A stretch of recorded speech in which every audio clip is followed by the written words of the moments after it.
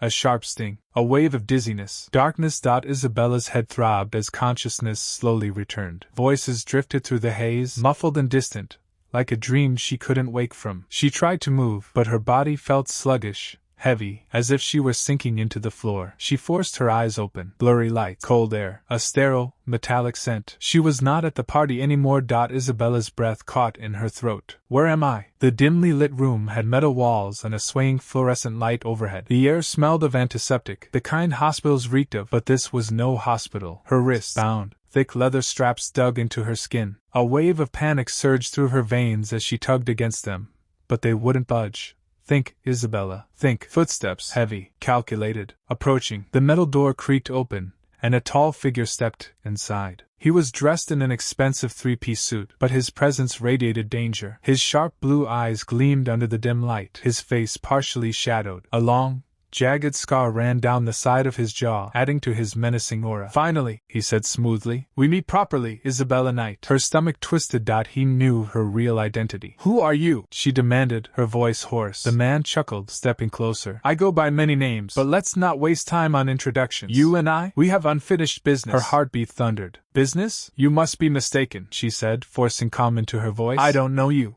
But your father does. His lips curled into a smirk. William Knight has been a very difficult man to deal with, but I knew his greatest weakness. His fingers brushed against her chin, making her recoil. Was always his beloved daughter. Her blood ran cold. This wasn't random. This was a trap meant for her father, and she had walked straight into it. Alexander's rage. Meanwhile, across the city, Alexander Sinclair paced like a caged lion. His jaw clenched, fury radiating from every step. Isabella was missing. The moment she collapsed, he had tried to fight back, but something, or someone, had neutralized him just as quickly. By the time he came to, she was gone, and he had a damn good idea who was behind it. Find her, he growled into his phone. I don't care what it takes. Find Isabella. His men were already working, combing through security footage from the party, hacking into traffic cameras, chasing every possible lead. But it wasn't enough. His grip tightened around his phone. He should have never let her out of his sight. And when he found the man who took her, there would be hell to pay. Back in the cold room, Isabella struggled against her restraints. The scarred man watched her, amused. You're brave, he mused. Just like your father. Let me go, she demanded. He laughed. Oh, Isabella, you still don't understand, do you? You're not leaving until I get what I want. Her stomach churned. And what is that? Simple. He leaned in, voice dripping with menace. Your father's empire, his fortune, his power, and you, he smiled darkly, are the key to it all. A chill ran down her spine. She had always known her father was powerful, but she had never imagined someone would use her to destroy him. You're wasting your time, she spat.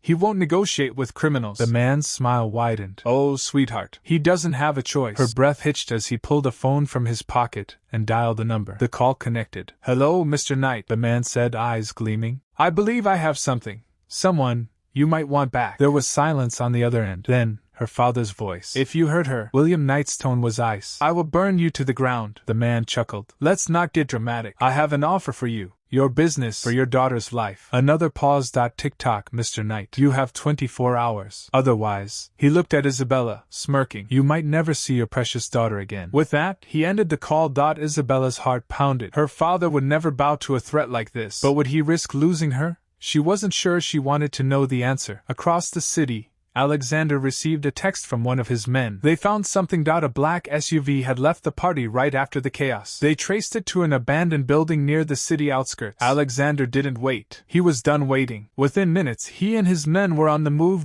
He loaded his gun, his mind focused on one thing, getting Isabella back. And if anyone stood in his way, they wouldn't live to regret it. Back in the dimly lit room, Isabella's pulse raced. She had to think, had to act. You think my father will give in? She asked, keeping her voice steady. The scarred man smirked. I think he'll do anything to keep his little girl alive. She met his gaze, then smirked back. You don't know my father. Before he could react, she slammed her foot against the metal chair, sending it crashing into his knee. He cursed, stumbling back. Now, with all her strength, Isabella wrenched her arm free, ignoring the sting of torn skin. She grabbed the first thing she could, a small scalpel on the nearby table, and slashed at the leather binding her other wrist. The door burst open.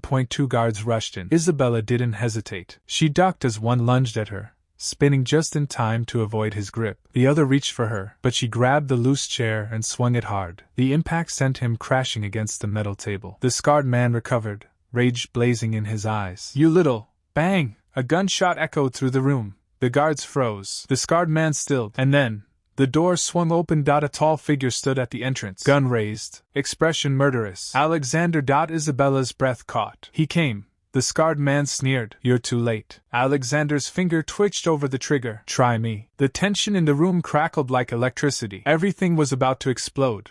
And then, a red laser dot flickered onto Isabella's chest. Her eyes widened. Alexander cursed under his breath. The scarred man grinned. Did you really think I wouldn't have a backup plan? A voice crackled through a hidden speaker. Drop the gun, Sinclair, or she dies. Alexander's jaw clenched. Isabella's pulse pounded. No, not like this. And then, a deafening explosion rocked the building. Everything went black.